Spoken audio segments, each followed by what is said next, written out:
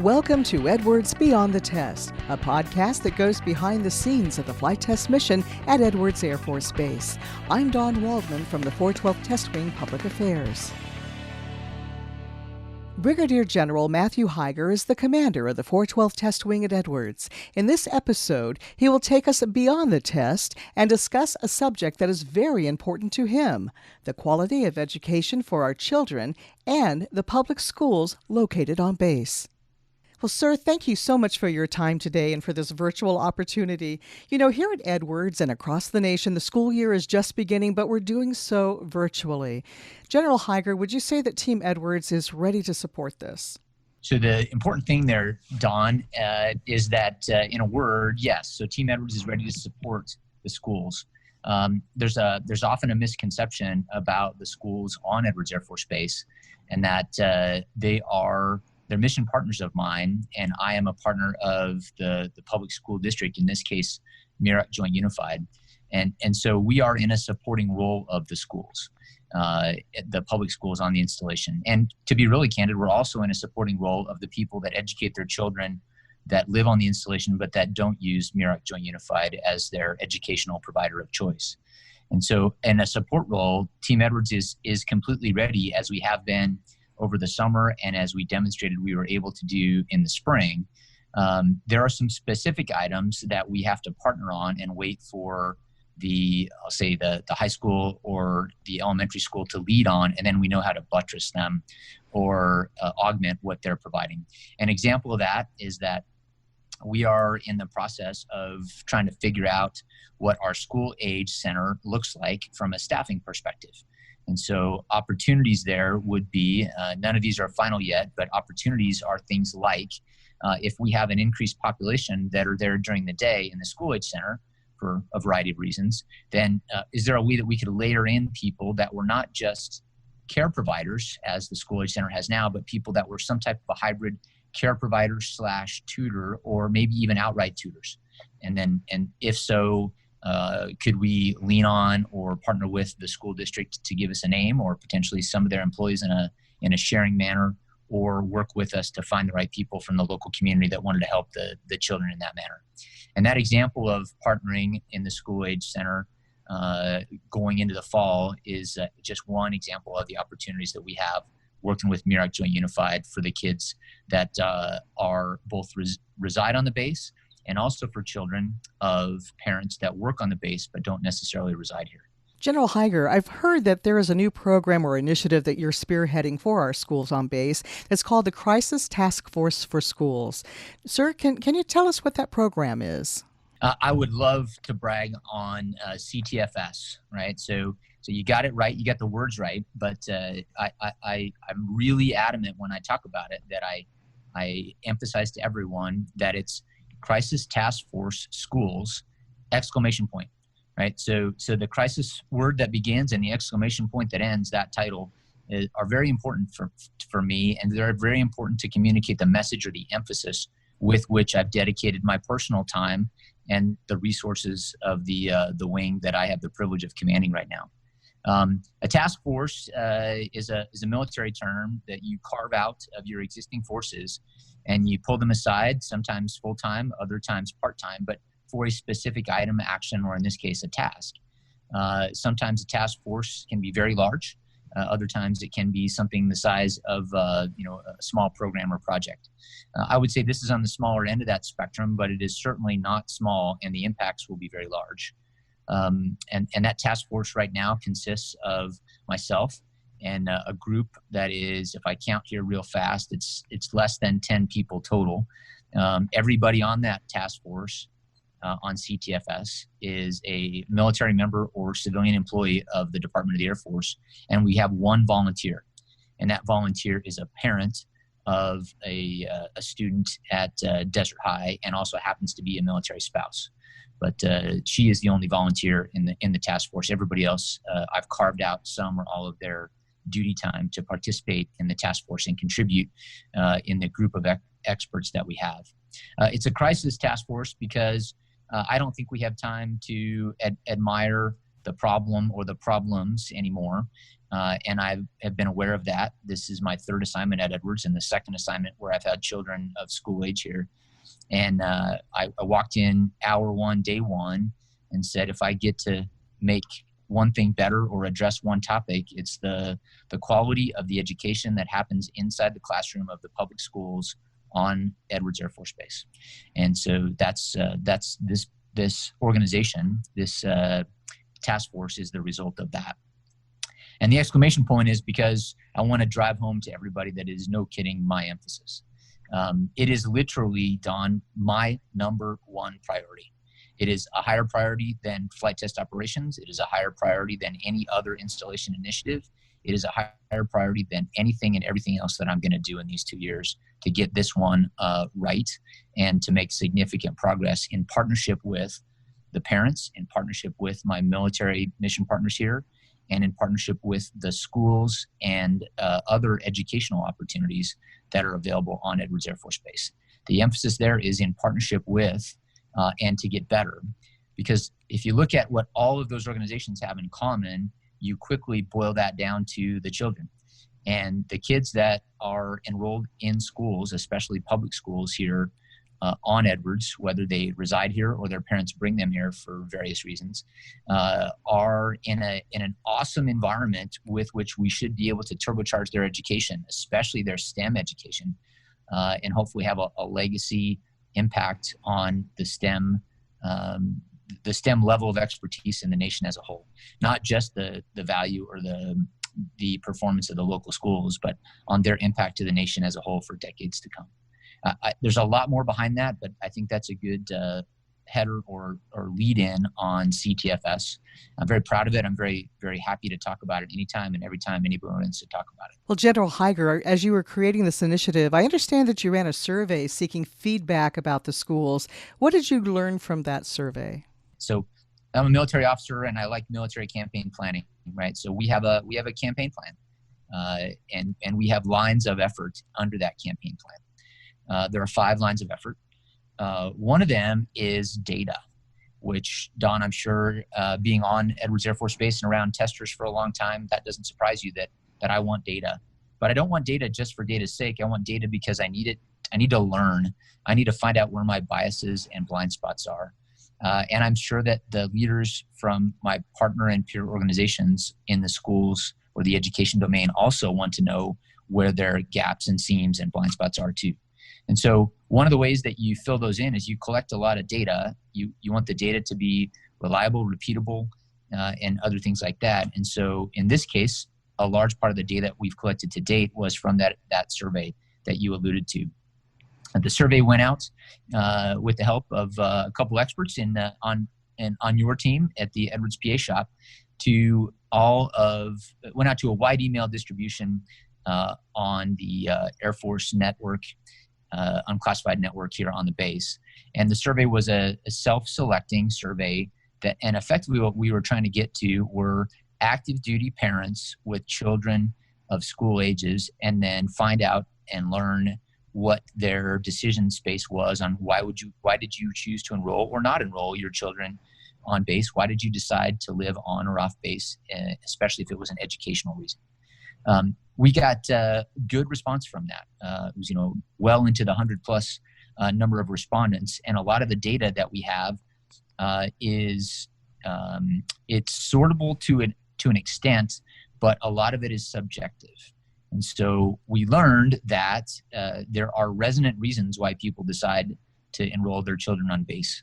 For example, one of those primary ones that the survey highlighted, but we didn't know where it would be in the pecking order, but we learned that proximity is the overwhelming driver on why people choose to enroll their children in the schools on Edwards. Now, did you choose to live on Edwards for the school reasons and therefore enroll your kids, or did you choose to live on Edwards for other reasons and because you live on Edwards, therefore you enroll your kids? We don't have that level of fidelity yet, but the thing going forward on surveys and data under the Crisis Task Force schools is that when we run a similar survey later this year, I think it's going to get out in late September or October. We hope to add in additional information and make sure the data we collected this spring will be mergeable with the data that we collect this fall and any subsequent surveys that we do. So we can look for changes over time, we can look for robustness in the data, and we can hopefully increase the decision quality of the information that we learn by the analysis of the data.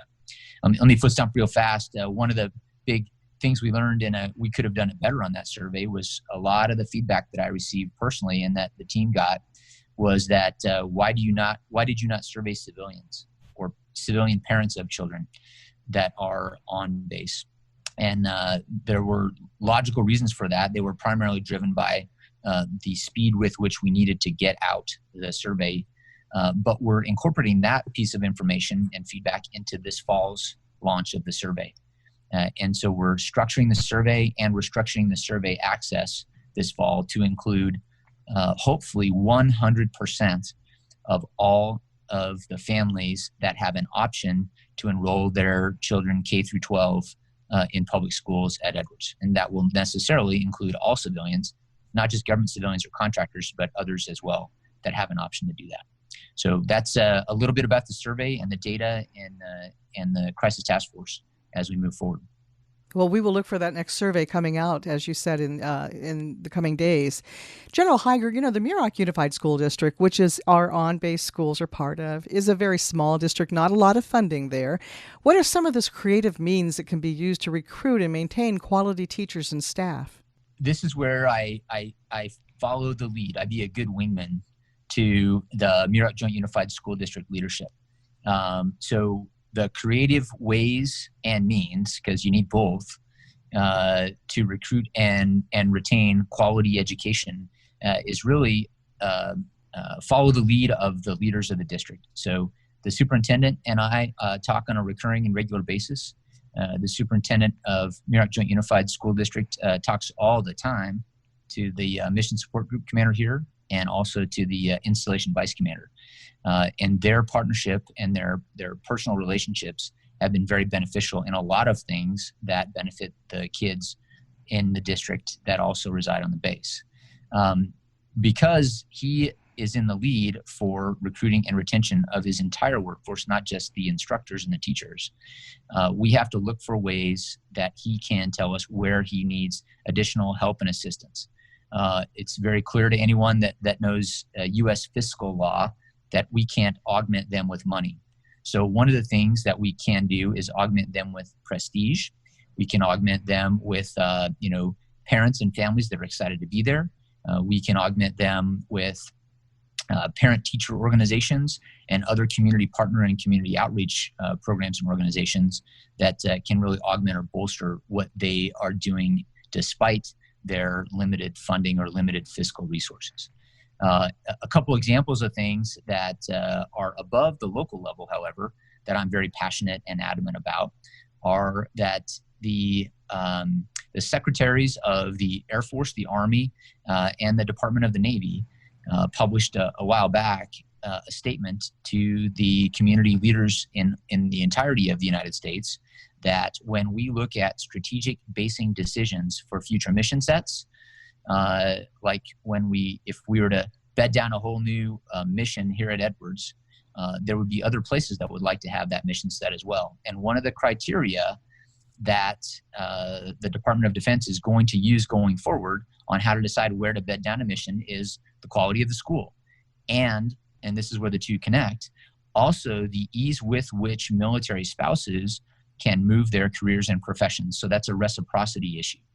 And these two connect perfectly in the fact that the state of California right now, in my very strong professional opinion, has a lot of growth and a lot of opportunity left in accepting certified teachers that PCS into Edwards as part of a military team. And so that is one way that I can't necessarily help funding for the local school district, but increasing the population from which Muroc can choose its high caliber instructors to include military spouses on their first day or their first month here in California would be a huge benefit for the district, in my strong opinion, and it would certainly be a huge benefit for those families with the teaching professional in the mix, and I think therefore would be a great benefit to the children that that attend school on the installation. At a slightly larger scale, those teachers and their reciprocity would also be available to teach at other schools that are not on the base, but also in the district. So I think there's benefit for our very close aboard community partners in Boron and also in North Edwards. General Higer, before we move on to talking a little bit away from this subject, do you want to add anything else about the Crisis Task Force schools? So there's a lot I'd love to brag on and talk about Crisis Task Force schools. I'll give you some of the progress we've already made in conjunction with the local schools on base. So one of the things that is a line of effort is that my Crisis Task Force is going to be a demanding customer. And by demanding, I don't mean confrontational or adversarial. I mean being very clear and very adamant of where we assess the district or the specific schools to have gaps or ways they can be better or perform better, and then partnering with them on how to do that. An exceptional example of that at the high school, we have enabled and helped the high school find better ways to offer college credit or dual credit classes for kids that have progressed to the point where they're past the curriculum available at Desert Junior Senior High, or they need breadth that's not available in the curriculum at Desert Junior Senior High, and then reaching to community colleges to get that credit. So that is an example that the task force has worked with Desert High and the principal there on for progress, and it's good for the students, it's good for the school, and it is also good for the community writ large. At the elementary school level, one of the things as a demanding customer of Muroc Joint Unified that we've done, we partnered late this spring and into the summer with the principal there to grow in a very logical next step, grow the differentiated instruction opportunities for mathematics from the existing differentiated instruction available in 5th grade to also include differentiated instruction for math in 4th grade, and potentially grow the differentiated instruction in 5th grade from math to other subjects. And so that's a way to, especially in math, but it applies in other subjects as well, that's a way to meet kids where they're at. If you have 3 classes worth of 5th graders or 4th graders, and you can divide that class into the top performing mathematics kids, the middle, heart of the envelope performing mathematics kids, and the kids that are doing good but need a little boost. If you can divide them into those 3 cohorts and then focus on the need of the cohort, the educational theory and practice shows that you'll advance all the kids better than if you try to commingle all 3 and just teach to the median. And that type of partnering was a good example of what was already in place for 5th grade. And we were able to successfully work with the leadership at the elementary school to expand it slightly. And we'll see how that bears fruit. I predict great success for the students and for the teachers involved, and therefore I expect that progress or that differentiated instruction to grow as well. As we mentioned earlier, the school year is just getting started, but virtually. And historically, our awesome Team Edwards members have volunteered at the schools for various programs like robotics and STEM activities, mentoring, and so on. General Higer, is that volunteer work able to continue despite the COVID pandemic? Yeah, so you said the 5-letter C word. I think that so here's what I've done on that topic in general, and then I'll talk specifically about the volunteers that we've done in pre-COVID.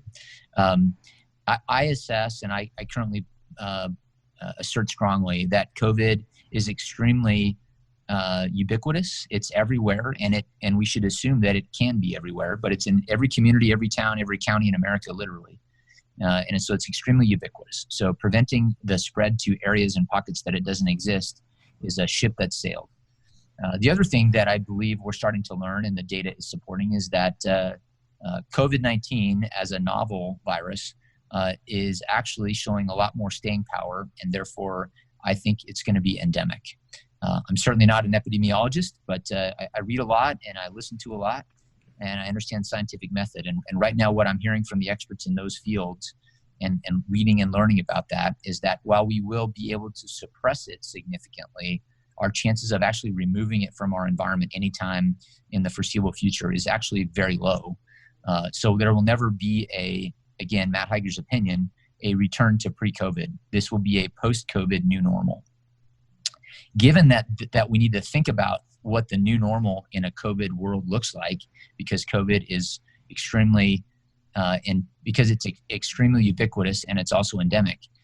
How do you continue to get the greatness of putting super talented, super fired up Team Edwards tech folks with kids to help them where they need help and to inspire them in ways that they never knew they wanted to learn?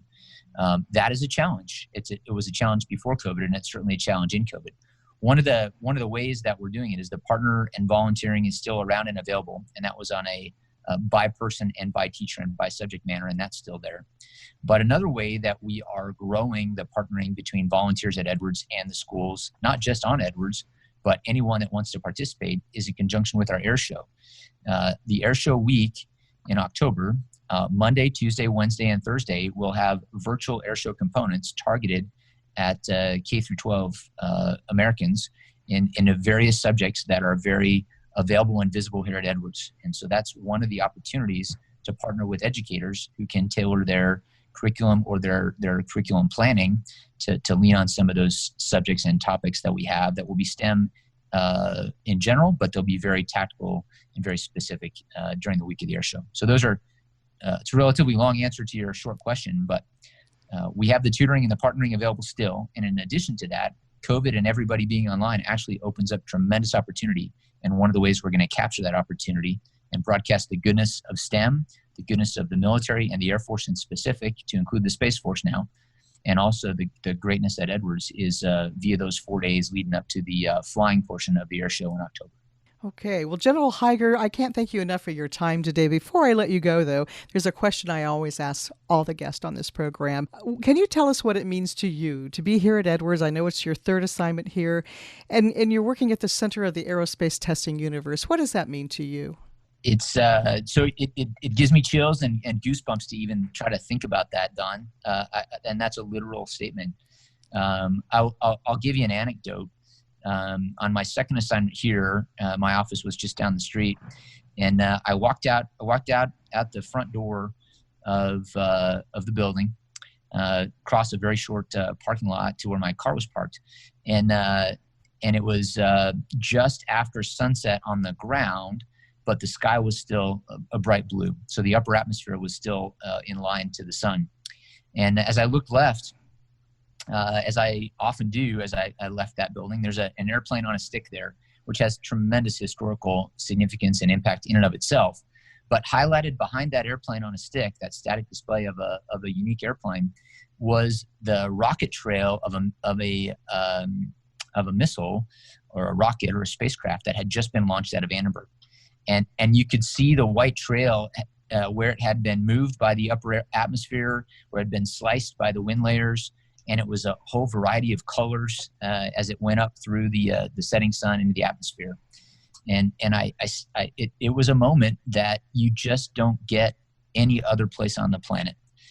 To be standing on the dirt in front of the building that has had so many amazing test professionals and super smart, innovative tech folks in it. And to be looking west at a scene like that on a calm afternoon, evening in the Mojave Desert, with that foreground picture of the airplane and the rocket trail and the plume, and then the greatness that is a Western American sunset all in one, is really a great visual of the impact and the power that happens to impact me personally very deeply and almost religiously when I'm here and I have those moments. So, Don, I don't know if that answers your question or not, but that's an example of what it means to me. And if I can dig that picture out, I'll happily share it with you. Many thanks to today's guest, 412th Test Wing Commander Brigadier General Matthew Higer, for taking time out to share his story and for taking us beyond the test. Thanks to all for joining us. I'm Dawn Waldman for Edwards Beyond the Test.